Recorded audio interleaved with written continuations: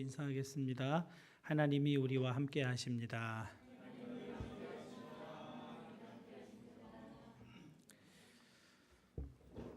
전에 우리 교회에 세미나 인도하셨던 적이 있으시죠? 용인 하나교회 손희영 목사님이 신앙생활은 하나님에 대한 오해를 줄여가는 과정이다. 그렇게 말씀하셨는데 참 오래도록 기억에 남습니다. 사실 우리에게는 하나님께 대한 오해가 많이 있습니다. 하나님은 하나님이시고 우리는 사람 피조물이기 때문에 그렇습니다. 평생 우리가 품어야 할 구호와 다짐이 여호와를 알자, 힘써 여호와를 알자, 이것입니다. 하나님을 아는 지식은 평생 배우고 또 배워야 할 숙제와 같은 것입니다. 지난 사순절에 성경 통독을 했는데요. 그때 어느 부부께서 아침마다 함께 성경을 읽으셨다고 합니다. 성경 통독 마지막 날에는 남편 되시는 분께서 일어나서 성경을 읽자 그렇게 하시더랍니다. 주일에 우리가 성경 봉독할 때 일어나서 성경 읽는 것을 우리도 한번 적용해보자, 배워보자 그러셨다는 겁니다. 연세가 좀 있으신 분인데도 아직도 배우려는 마음을 가지고 계신 거죠. 그건 어떤 청년보다 더 청년다운 그런 마음입니다. 전에 어느 구역 모임을 이제 신방했는데요. 서로 위해 중보 기도하자 하고 기도 제목 내놓고 기도하는데 어느 집사님은 특별히 기도할 것이 없다고 좀 사양하셨습니다. 그런데 모임을 마치고 집에 가는데 제게 따로 하시는 말씀이 사업 잘 되게 해달라, 집 팔리게 해달라, 그런 기도는 하고 싶지가 않다고 하셨습니다. 기복주의 신앙처럼 느껴진다는 겁니다. 거기다가 하나님은 다 알아서 해 주실 텐데 뭘 구하나 그런 마음이 있다 그러셨습니다. 맞습니다. 하나님 다 아시죠? 성경에도 그렇게 말씀합니다. 그러므로 그들을 본받지 말라. 구하기 전에 너희에게 있어야 할 것을 하나님 너희 아버지께서 아시느니라. 하나님 다 아세요. 하나님이 하나님이신 이유는 모든 것을 다 아시기 때문에 하나님이신 겁니다. 자녀의 마음을 모르는 아버지는 아버지 자격이 없다고 하겠죠. 그들이 부르기 전에 내가 응답하겠고 그들이 말을 마치기 전에 내가 들을 것이며 했습니다. 전지전능하신 아버지 하나님께서 아시는 겁니다. 그런데도 모순되게 다른 곳에서는 하나님 아버지께서 자녀들에게 구하라고 권고하시기도 합니다. 구하라 그러면 너희에게 주실 것이요 찾으라 그리하면 찾아낼 것이요 문을 두드리라 그리하면 너희에게 열릴 것이니 구하는 이마다 받을 것이요 찾는 이는 찾아낼 것이요 두드리는 이에게는 열릴 것이니라. 너희가 악할지라도 좋은 것으로 자식에게 줄 알거든 하물며 하늘에 계신 너희 아버지께서 구하는 자에게 좋은 것으로 주시지 않겠느냐. 악한 아버지도 자식에게는 좋은 것을 주시는 것처럼 하늘 아버지도 그렇게 하신다고 예수님 말씀하셨습니다. 내가 하늘 아버지의 자식이라고 하는 것, 그것을 스스로 인정하고 안다면 필요한 것을 아버지께 구하라 그렇게 말씀을 하고 있습니다. 조금 더 강조하고 있는 말씀도 있습니다. 지금까지는 너희가 내 이름으로 아무것도 구하지 아니하였으나 구하라 그리하면 받으리니 너희 기쁨이 충만하리라. 구하라고 받으면 기쁨이 충만하게 될 것이라고 주님이 말씀하십니다. 여러분, 구할 마음이 생기는 것 아주 중요합니다. 우리 믿음이 잘 서 있나, 좀 넘어져 있나, 이것을 좀 분별할 수 있는 하나의 기준이 있다면 사소한 거, 또 큰 문제도 하나님께 구할 마음이 내 속에 생겨난다면 그건 믿음이 좀 잘 서 있다, 이렇게 검증할 수가 있습니다. 뭐가 만든다는 거죠?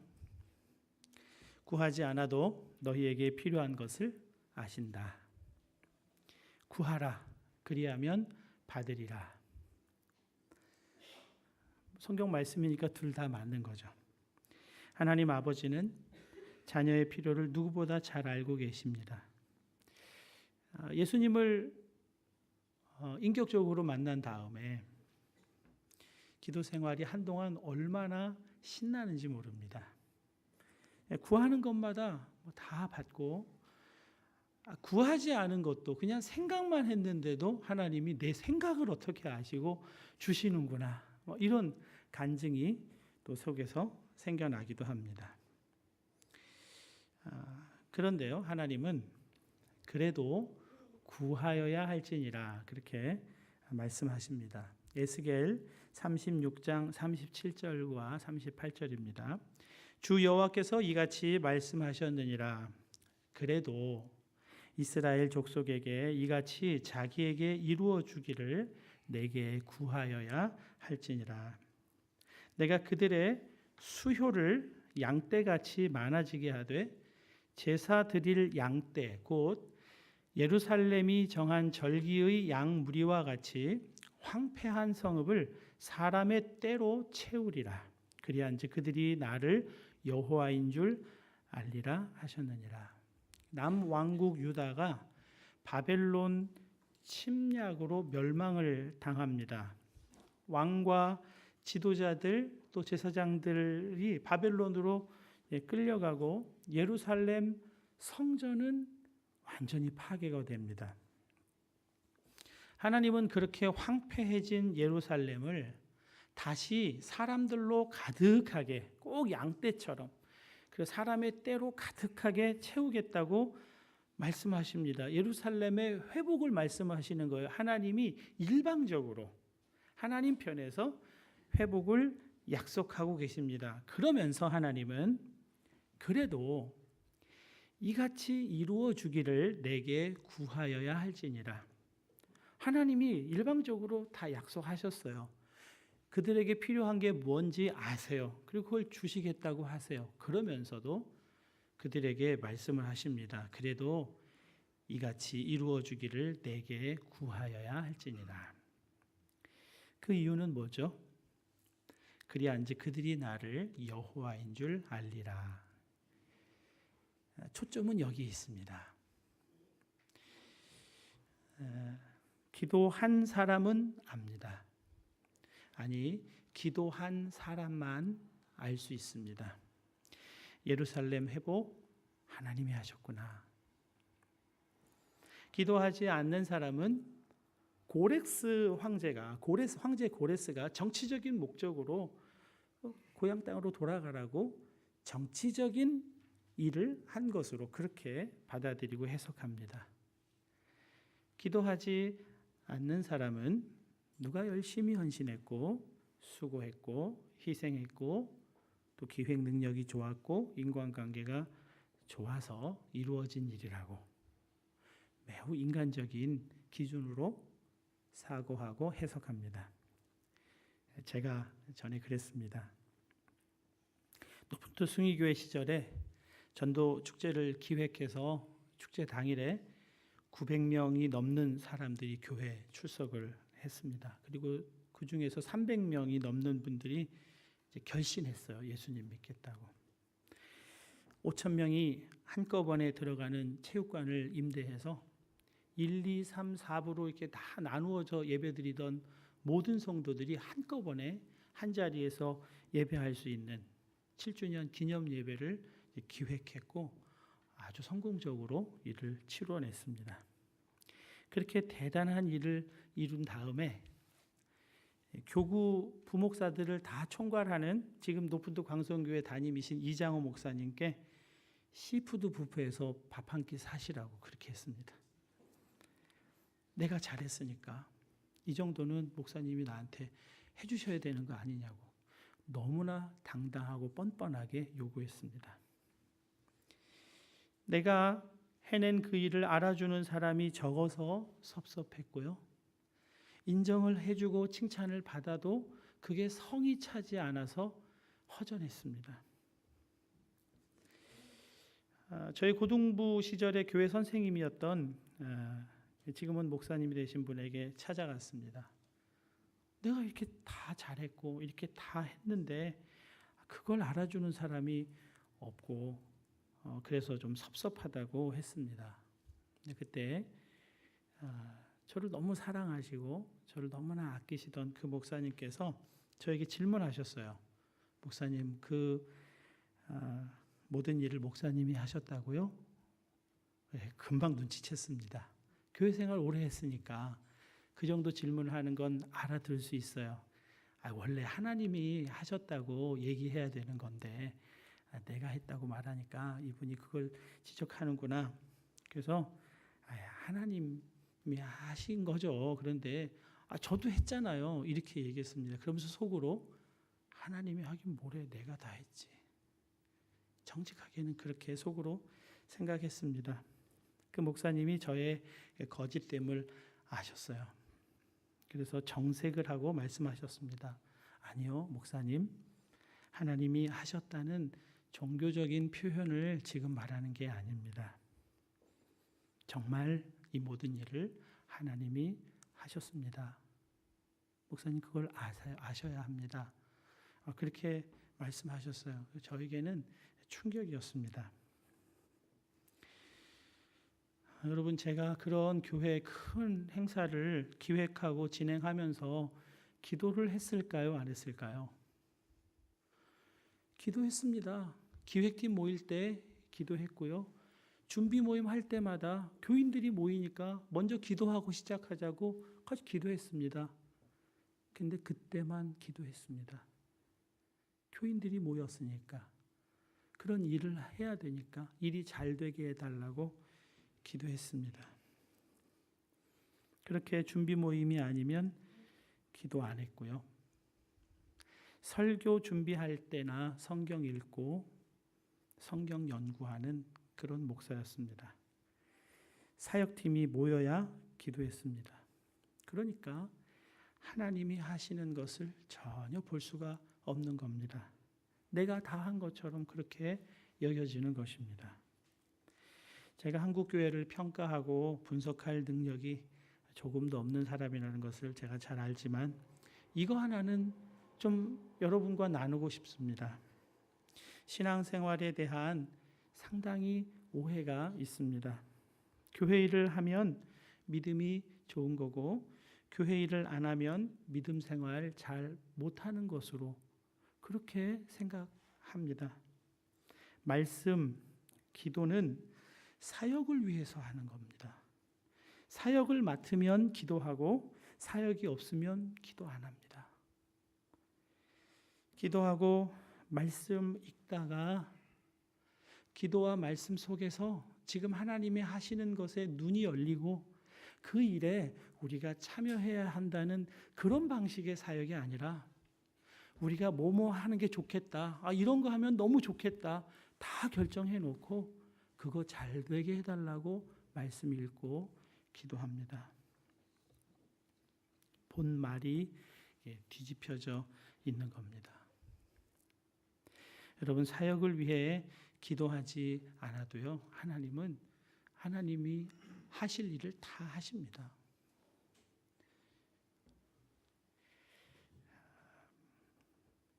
기도하지 않아도 일이 잘 되면요, 그건 좋은 일이 아니라 무서운 일입니다.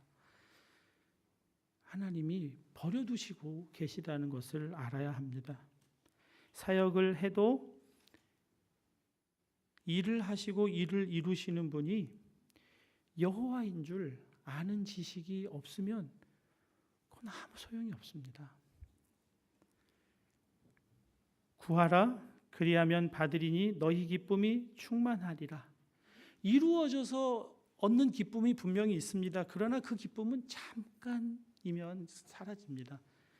참된 기쁨과 만족은 하나님을 아는 지식에서 오는 겁니다. 우리가 성공을 해서 잘 돼서 하나님이 하셨습니다. 그렇게 말할 수도 있지만요. 실패를 하고 좌절 가운데 있을 때도 하나님이 하셨습니다. 이렇게 말할 수 있는 사람이 진짜 하나님을 믿는 사람입니다. 종교적인 상투적인 그런 멘트가 아니라 참 기쁨과 만족의 고백은 하나님을 아는 데서 나오는 겁니다.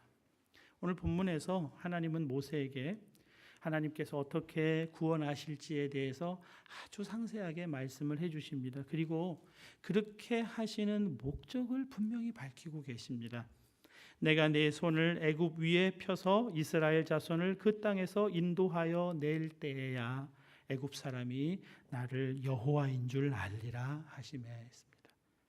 나를 여호와인 줄 알리라. 이게 지금 하나님이 이스라엘을 구원하시려고 하는 목적이에요. 그 놀라운 표적과 이적으로 구원하시려는 목적은 이를 성공적으로 치러내는 게 아니라 나를 여호와인 줄 알리라. 그것 때문입니다. 누가요? 이스라엘 백성뿐 아니라 애굽 사람들이 내가 여호와인 줄 알게 하기 위해서 이렇게 하고 계시다는 겁니다. 이스라엘을 선택하셨지만 하나님의 구원의 목적은 이스라엘 민족에게만 국한되어 있지 않습니다. 이스라엘 민족만의 하나님이 아니시고 온 세상의 하나님이시고 온 우주의 하나님이시기 때문입니다. 그것을 내 백성에게 더불어 애굽 사람들에게 알리시려는 겁니다. 하나님은 물이 바다 덮음같이 여호와의 영광을 인정하는 것이 세상에 가득하게 되기를 정말 기뻐하시고 소원하십니다.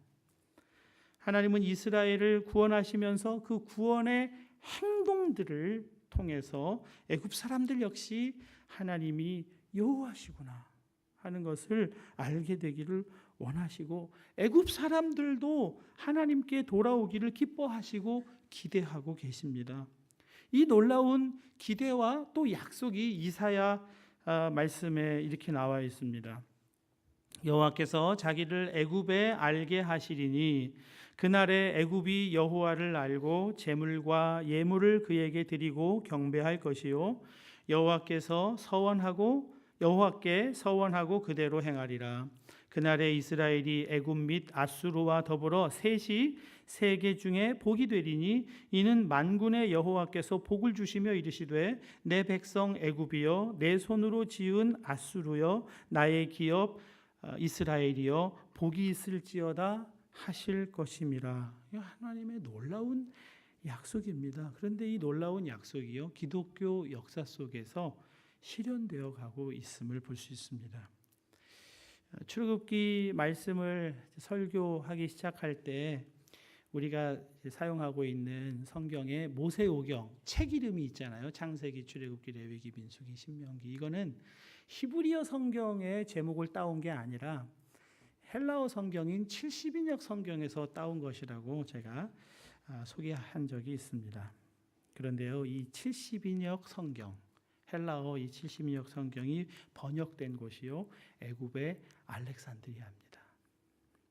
알렉산드리아라고 하는 이곳은 초기 기독교 교부들, 기독교 교리의 산실입니다. 유명한 초대교회 교부 제롬, 히에로니무스라고도 말하는데요. 이 사람이 이 알렉산드리아 출신입니다. 중세 카톨릭이 깊은 어두움에 빠져 있을 때 빛을 던져준 운동이 개신교 쪽에서 보면 종교개혁이지만 카톨릭 내에서는 수도원 운동이 일어납니다. 그래서 그 어둠에 빛을 던져주고 정화하는 일을 수도원 운동으로 합니다. 그런데 이 수도원 운동의 출발이 이집트 사막입니다. 이 이집트에 복음을 전해준 자가 마가복음의 저자 마가입니다. 물론 일부 교리 문제에 있어서 극복해야 할 과제가 있지만 지금도 이슬람의 극심한 박해 속에 있는 이 콥틱 교도들과 더불어 개신교인, 카톨릭 교인 모두 포함해서 약 1,300만의 사람들이 이집트에서 하나님을 믿는 사람으로 있습니다. 여러분, 하나님을 아는 지식으로 온 세상이 가득하게 되기를 기뻐하십니다. 지금도 그 일을 이루어가고 계시는 분이 하나님이세요.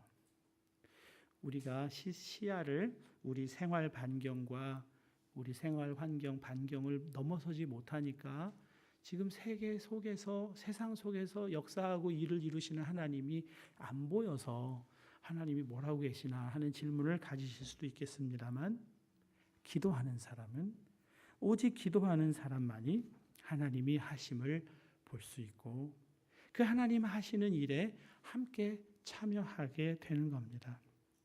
여러분 이제 교회 생활의 패턴을 바꿔야 됩니다. 일이 잘 되게 하기 위해 성경을 읽고 기도하는 그런 패턴이 아니라 성경 읽고 기도하다 보니까 하나님 하시는 일에 눈이 열리고 그 일에 헌신하며 일이 아니라 하나님과의 친밀한 관계를 위해 날마다 말씀 읽고 기도하며 하나님과 친밀한 관계 속에서 살아가다가 그 일도 하고 또 그 일을 내일처럼 하는 게 아니라 하나님이 하시는 일로 정말 다시 하나님께 맡겨드리고 또 일해 나가는 그런 패턴의 신앙생활로 이제 바뀌어져 가야 합니다. 이 패턴으로 바뀌지 않으면 교회는 악순환의 고리에서 벗어나질 못합니다. 여러분, 하나님은 놀라우신 전능하신 하나님이십니다. 하나님은 바로의 완악한 마음도 하나님의 놀라운 일을 이루도록 활용을 다하십니다. 우리가 오해하지 않아야 될 것이 또 있는데요. 하나님은 바로를 완악하게 하셨다라고 하는 이 본문의 표현은요. 오늘 본문을 포함해서 총 9번이 나옵니다. 그런데 또 다른 표현도 있습니다. 바로의 마음이 완악하여 그들의 말을 듣지 아니하니. 이와 같이 바로가 완악하다고 하는 이 표현이 똑같이 총 9번 나옵니다. 그러니까 하나님이 완악하게 하셨다는 말씀과 바로가 완악하다고 하는 말씀이 똑같이 비율로 나옵니다. 여러분, 딱딱한 얼음에 햇살을 비추면 이 얼음은 녹아요. 그런데 물에 젖어 있는 진흙에 햇살을 비추면 더 단단해지고 더 딱딱해지는 겁니다. 속성의 문제라는 거죠. 바로의 마음을 하나님이 완악하게 하셨다는 것은 하나님이 바로와 타협하지 않으셨다는 이야기이고요. 바로의 기분에 맞게 진리를 살짝 비진리와 타협해서 하지 않으셨다는 겁니다. 여러분, 하나님은 진리이시기 때문에 비진리를 만나면 충돌이 일어나기도 합니다. 우리 그리스도인들도요. 이 세상을 살면서 진리 가운데 살다가 비진리를 만나면 충돌할 때가 있습니다. 늘 충돌하진 않죠. 그러나 세상 속에서 세상과 타협하지 않아야 하는 지점을 만날 때는 충돌을 하게 됩니다. 그래서 세상은 더 완악해지는 것이고 바로는 더 완악해지는 겁니다. 진리의 빛을 비추자 더 딱딱해지고 단단해지는 진흙과 같은 마음이 이제 바로의 마음인 것입니다. 그런데 놀라운 것은 바로의 마음이 완악해지면 완악해질수록 하나님의 말씀을 거부하고 또 고집을 부리면 부릴수록 하나님의 역사는 더 놀랍게 이루어진다는 겁니다. 이게 놀라운 반전입니다. 어둠이 깊을수록 별들은 더욱 찬란하게 빛나는 것과 같습니다. 오병이어의 기적은 제자들이 감당해야 할 그 굶주리고 배고픈 사람 50명 먹이는 것보다 5천 명을 정말 5천 명은 감당이 안 되잖아요. 근데 그 5천 명을 먹이니까 이건 하나님이 하신 일로 그렇게 놀랍게 여겨지는 겁니다. 다윗이 평범한 블레셋 병사와 싸웠다면 뭐 기록에 남겠습니까? 전혀 상대도 되지 않는 골리앗을 쓰러뜨리니까 이건 성경의 기록에 남게 되는 일로 그렇게 여겨지는 겁니다. 어떤 문제도 하나님보다 더 큰 문제는 없습니다. 바로가 완악하게 되면 될수록 하나님은 하나님의 놀라운 하나님 크기의 일을 이루는 것으로 그런 도구로 쓰시는 겁니다. 어떤 것도 그리스도 안에 있는 하나님의 사랑에서 우리를 끊을 수 있는 게 아무것도 없는 겁니다. 다 끝났다고 실패했다고 사탄은 우리를 비웃고 유혹하고 낙심되게 하지만 여러분 절대 안심하셔도 됩니다. 하나님은 모든 것을 통하여 하나님의 놀라운 일을 이루시는 분이시기 때문에 그분이 우리 아버지세요. 두 아이의 엄마 샬럿 키틀리라고 하는 여인이 영국 여인입니다. 36세의 나이로 세상을 떠났습니다. 대장암 4기 진단을 받고 간과 폐의 전이가 되어서 25번의 방사선, 39번의 화학요법을 견뎌냈지만 끝내 죽음은 그녀를 데려갑니다. 그녀의 블로그에 마지막 글이 남겨져 있습니다. 살고 싶은 날이 저리 많은데 저한테 허락되지 않네요. 내 아이들 커가는 모습도 보고 싶고 남편에게 못된 마누라 되면서 함께 늙어보고 싶은데 그럴 시간을 안 주네요. 살고 보니 그렇더라고요. 매일 아침 아이들에게 일어나라고 서두르라고 이 닦으라고 소리소리 지르는 나날이 행복이었더군요. 살고 싶어서 해보라는 온갖 치료 다 받아봤어요. 기본적 의학 요법은 물론 기름에 절인 치즈도 먹어보고 쓰디 쓴 즙도 마셔봤습니다. 침도 맞았지요. 그런데 아니더라고요. 귀한 시간 낭비라는 생각이 들었어요. 장례식 문제를 미리 처리해 놓고 나니 매일 아침 일어나 내 아이들을 껴안아주고 뽀뽀해 줄 수 있다는 게 새삼 너무 감사하게 느껴졌어요. 얼마 후 나는 그의 곁에서 잠을 깨는 기쁨을 잃게 될 것이고 그이는 무심코 커피 잔 2개를 꺼냈다가 커피는 한 잔만 타도 된다는 사실에 슬퍼하겠지요. 딸 아이 머리 따줘야 하는데 아들 녀석 잃어버린 레고의 어느 조각이 어디에 굴러가 있는지 저만 아는데 그건 누가 찾아줄까요? 6개월 시한부 판정을 받고 22개월을 살았습니다. 그렇게 1년을 보너스로 얻은 덕에 아들 초등학교 입학 첫날 학교에 데려다주는 기쁨을 품고 갈 수 있게 되었습니다. 녀석의 첫 번째 흔들거리던 이빨이 빠져 그 기념으로 자전거를 사주러 갔을 때는 정말 행복했습니다. 보너스 1년 덕에 30대 초반이 아니라 30대 후반까지 살고 가네요. 중년의 복부 비만이요, 늘어가는 허리둘레, 그것 한번 가져봤으면 좋겠습니다. 휘어지는 머리카락이요, 그거 한번 뽑아봤으면 좋겠습니다. 그만큼 살아남았다는 얘기잖아요. 저도 한번 늙어보고 싶어요. 부디 삶을 즐기며 사세요. 두 손으로 삶을 꽉 붙드세요. 여러분이 부럽습니다. 갖고 싶은 것을 생각하기보다는 가지고 있는 것을 생각해 보는 시간을 가져보세요. 살아 숨쉰다는 것이 얼마나 감사한 일인지요. 오늘도 하나님께 감사하며 사시기를 바랍니다. 사랑하는 여러분, 죽음을 현실적으로 맞이하게 되자 그녀의 일상의 모든 삶이 다 살아나게 됐습니다. 일상의 사소한 일들이 얼마나 소중하고 얼마나 기쁜 일인지를 죽음이 깨닫게 해줬다고 합니다. 하나님 안에 있는 사람은 죽음도 삶을 가장 소중한 것으로 여기게 만드는 그런 것으로 사용할 수가 있어요. 하나님 안에서는 모든 것이 예가 되기 때문에 그렇습니다. 고린도후서 1장 20절입니다. 하나님의 약속은 얼마든지 그리스도 안에서 이해가 되니 그런즉 그로 말미암아 우리가 아멘하여 하나님께 영광을 돌리게 되느니라. 하나님 안에서는 절대 긍정입니다. 가장 참혹한 십자가가 예수님 안에서 세상 어떤 것과도 비교할 수 없는 최고의 사랑의 상징으로 바뀌는 겁니다. 그 무엇도 하나님의 계획을 막을 수 없습니다. 그 무엇도 하나님과 우리 사이에 맺어진 이 약속을 깰 수 있는 것이 없습니다.